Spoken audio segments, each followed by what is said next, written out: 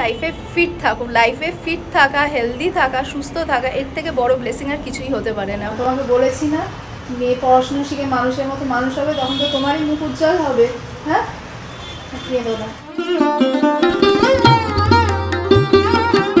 Good morning everyone, welcome back to the channel. আমি শ্রাবন্তী। আশা করি তোমরা প্রত্যেকে খুব ভালো আছো, সুস্থ আছো। আমিও খুবই ভালো আছি। প্রত্যেক দিন সকালবেলা ঘুম থেকে ওঠার পর কী যে ব্রেকফাস্ট হবে বা কী লাঞ্চ হবে বা ডিনারেই বা কী হবে, এটা নিয়ে ভাবনা চিন্তা করাটা আমার মনে হয় একটা বিশাল বড় টাস্ক। তো প্রত্যেক দিনকার মতো আজকেও ভাবলাম যে সকালবেলা ব্রেকফাস্টে কী বানানো যায়। তারপরে ভাবলাম যে অনেকদিন তো আলু পরোটা বানানো হয়নি, তো আজকে আলু পরোটা বানাই। আর তাছাড়া আমাদের বাড়িতে সকলেই আলু পরোটা খেতে খুবই ভালোবাসে। আলু পরোটাটা কি সুন্দর ফুলছে দেখেছো, মানে দেখেই আমার লোভ লাগছে। তো যাই হোক, আলু পরোটা দিয়ে ব্রেকফাস্টটা সেরে নেবো। আর এই যে তাওয়াটার মধ্যে পরোটাটা বানাচ্ছি না, তোমরা প্লিজ এটা ইগনোর করো। এটা নিয়ে আবার কমেন্ট করতে শুরু করে দিও না যে কীরকম তাওয়ায় করছো, সো প্লিজ ইগনোর। শীতের সকালে গরম গরম আলু পরোটা আর সাথে দই নিয়ে শুরু হলো আমার ব্রেকফাস্ট। আলু পরোটার সাথে অনেকেই আচার প্রেফার করে, বাট আমার আচারের থেকে দই দিয়ে আলু পরোটা খেতে বেশি ভালো লাগে। তো এটা আরিয়ানও পেয়েছে, আরিয়ানও আলু পরোটার সাথে দই বেশি পছন্দ করে আর কি। তো যাই হোক, ব্রেকফাস্টটা করে নিই। ব্রেকফাস্টটা করে একটুখানি বেরোবো, কোথায় বেরোবো সেটা তোমাদের বলছি।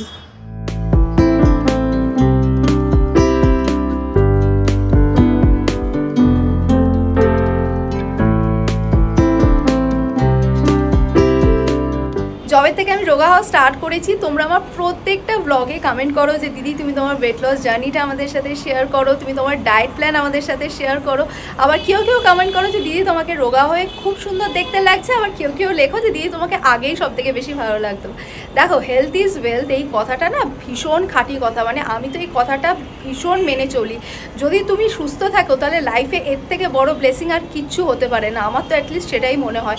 আর মোটা হয়ে যাওয়া মানে নানান রকমের শারীরিক সমস্যা দেখা যায়। আর আমি যে ওয়েট লস করেছি না, এটা কিন্তু আমি কাউকে ইমপ্রেস করার জন্য করিনি। আমি যে ওয়েট লসটা করেছি এটা সম্পূর্ণ আমি নিজের জন্য করেছি, যাতে নিজে ফিট থাকতে পারি, সুস্থ থাকতে পারি। তার জন্যই আমি আমার ওয়েট লস করেছি। তো আমি তোমাদেরকেও বলবো লাইফে ফিট থাকো, লাইফে ফিট থাকা, হেলদি থাকা, সুস্থ থাকা, এর থেকে বড় ব্লেসিং আর কিছুই হতে পারে না। আর তোমাদের সাথে একটা কথা শেয়ার করা হয়নি, সেটা হচ্ছে আমি রিসেন্টলি আমার ফেসবুক পেজ ওপেন করেছি। মানে আমি হচ্ছি পৃথিবীতে হয়তো একমাত্র ব্লগার যে নিজের ইউটিউব চ্যানেল ক্রিয়েট করা 3-4 বছর পরে গিয়ে নিজের ফেসবুক পেজ ওপেন করছি।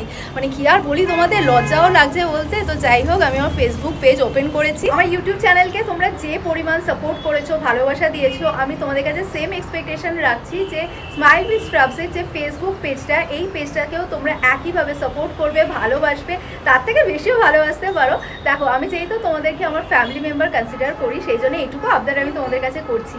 তো আমি সেম নামে ফেসবুক পেজটা ক্রিয়েট করেছি, স্মাইল উইথ শ্রাবস। তো আমার ফেসবুক পেজের যে নামটা সেটা দেখো স্ক্রিনের মধ্যে ফ্ল্যাশ হচ্ছে। প্লাস আমি আমার ফেসবুক পেজের যে লিঙ্ক সেটা ডেসক্রিপশন বক্সে অ্যাড করে দেবো। তোমরা প্লিজ প্লিজ প্লিজ গিয়ে আমার ফেসবুক পেজটা ফলো করে নিও আর তোমাদের ফ্রেন্ডস, ফ্যামিলির সকলের সাথে শেয়ার করো। আর আমি ব্রেকফাস্ট করতে করতে তোমাদের বলছিলাম না আমি একটা জায়গায় যাব, কোথায় যাব সেটা আমি তোমাদের সাথে শেয়ার করবো। তো অ্যাকচুয়ালি কী বলো তো, অনেক দিন ধরে না আমার পুরীর জন্য খুব মন খারাপ করছে। জগন্নাথ দেব ভীষণ টানছে, বাট আমি কিছুতেই পুরী যেতে পারছি না, সেই জন্য মনটা ভীষণ খারাপ লাগছিল। তো সেই জন্য ঠিক করেছি যে আজকে ব্রেকফাস্ট করে স্নান টান করে গিয়ে আমার বাড়ির পাশেই যে জগন্নাথ দেবের মন্দিরটা আছে সেখানে গিয়ে প্রভুকে দর্শন করে আসব। আর আমার ইচ্ছা আছে যে খিদিরপুরে যে বড় জগন্নাথ দেবের মন্দিরটা হয়েছে সেখানেও একবার যাওয়ার। আমি আগে কখনো যাইনি, তো ইচ্ছা আছে যাবার। তো জবে যাব সেটার উপর ডেফিনেটলি ব্লগ করে আমি তোমাদের সাথে শেয়ার করবো। তোমাদের মতো অনেকেই নিশ্চয়ই গেছো ওই মন্দিরে, তো জবে ডাক আসবে আমি নিশ্চয়ই যাব। তো আপাতত এখন যাই, বাড়ির পাশে জগন্নাথ দেবের মন্দিরে যাই, ওখানে গিয়ে দর্শন করে আসি।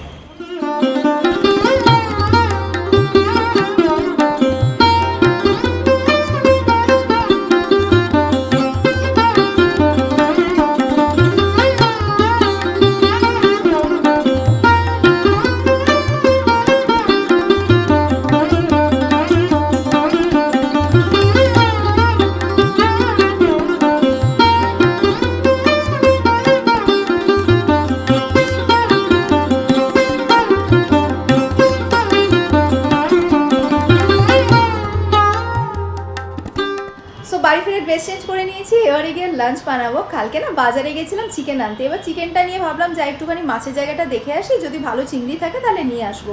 তো চিংড়ি মাছ তো কিনেছি, এবার চিংড়ি মাছ কিনতে গিয়ে দেখি বেশ সুন্দর সুন্দর দেশি কই রয়েছে।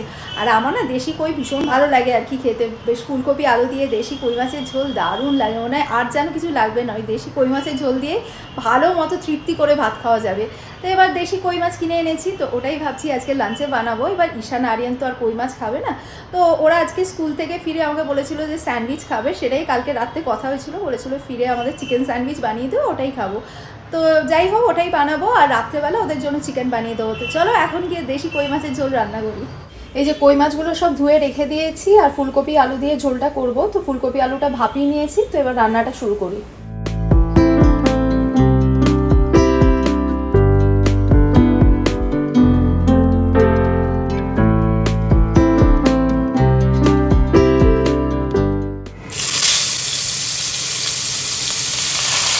এদিকে ভাত বসিয়ে দিয়েছি, আর এদিকে মাছ ভাজা করছি।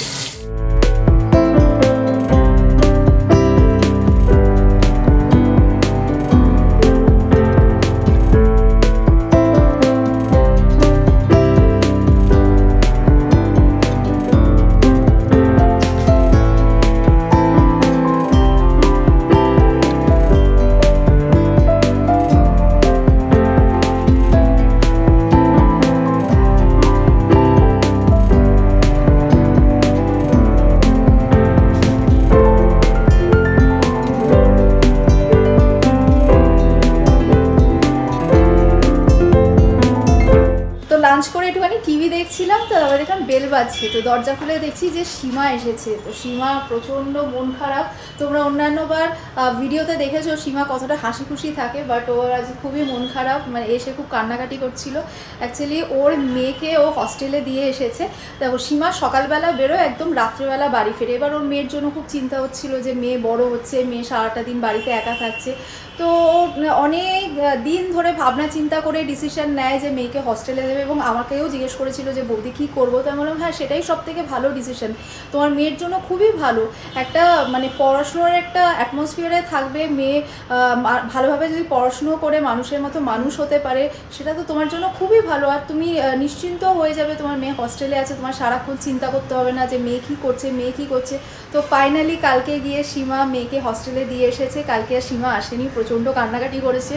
তো আমি ওর গলা শুনে বুঝতে পেরেছিলাম। তো আজকেও দেখি এখানে এসে ভীষণ কান্নাকাটি করছে। তো সীমা মন খারাপ করো না, তোমাকে বলেছি না মেয়ে পড়াশুনো শিখে মানুষের মতো মানুষ হবে, তখন তো তোমারই মুখ উজ্জ্বল হবে।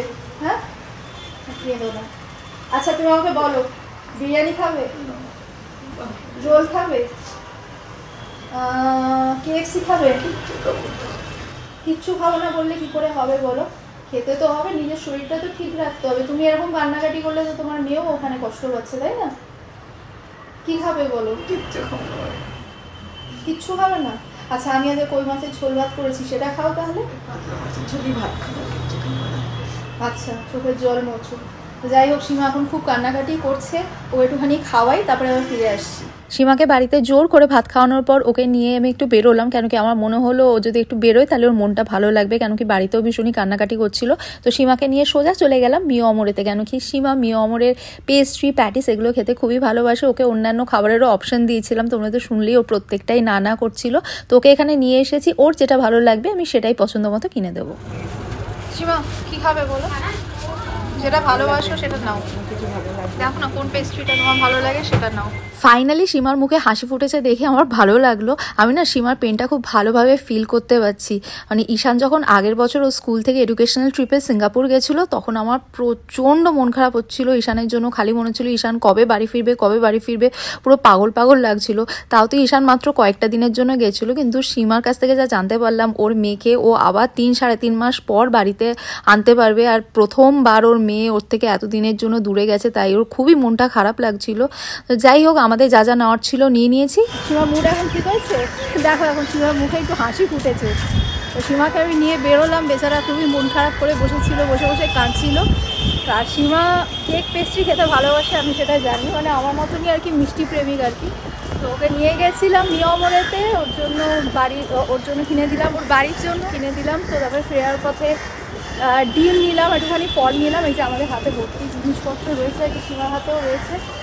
তো বাজারও হয়ে গেল, এবার বাড়ি ফিরছি। আর এখন বেলাটা আস্তে আস্তে বাড়ছে, মানে এখন 5:15 বাজে, বেশ আলো রয়েছে। এখন তো দেখি মোটামুটি 5:30, 5:35 অবধি ভালোই আলো থাকে। তো চলো এখন ব্লগটা আজকে এই পর্যন্তই রাখলাম। যদি আজকে ব্লগটা তোমাদের ভালো লেগে থাকে, লাইক কমেন্ট শেয়ার করতে একদমই ভুলো না।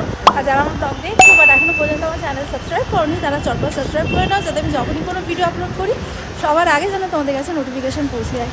Thanks for watching and by.